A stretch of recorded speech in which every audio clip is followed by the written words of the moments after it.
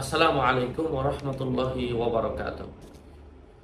সম্মানিত প্রিয় উপস্থিতি, আজকের এই ভিডিওতে আলোচনা করব জালেমের জুলুম থেকে বাঁচার জন্য একটা দোয়া, একটা আমল আলোচনা বুঝতে সাথেই থাকবেন। যারা এখনো চ্যানেলটি সাবস্ক্রাইব করেননি, সাবস্ক্রাইব করতে ভুলবেন না।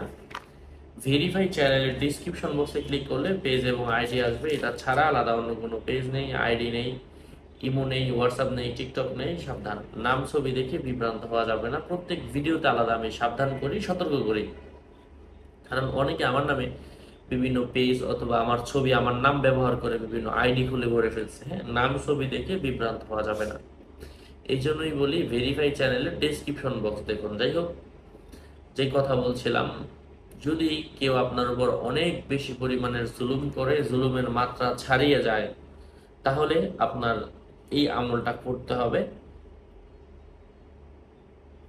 জালেমের ক্ষতি থেকে আপনি বাঁচতে পারবেন, অথবা জালেমের সাথে কোনো ধরনের ফাইট, কোনো যুদ্ধ অথবা কোনো লড়াই, কোনো তর্ক আপনার সাথে তর্ক হওয়ার কথা হয়ে থাকে, আপনি এই দোয়াগুলা পড়ে সামনে যান, তর্কের মধ্যে জয়ী হবেন। এই দোয়াগুলা বললে জালেম এখান থেকে ধ্বংস হয়ে যাবে, আপনার মোকাবেলায় সে আর আসতে পারবে না। এমনই কিছু দোয়া আজকে এই ভিডিওতে বলে দিব।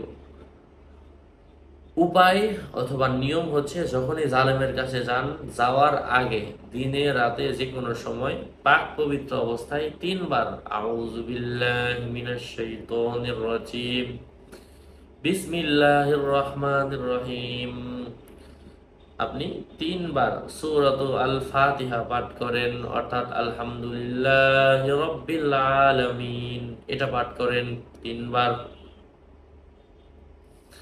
তারপর আপনি আরো তিনবার পাঠ করেন আয়াতুল কুরসি তিনবার, অর্থাৎ আল্লাহু লা ইলাহা ইল্লা হুয়াল হাইয়ুল কাইয়ুম।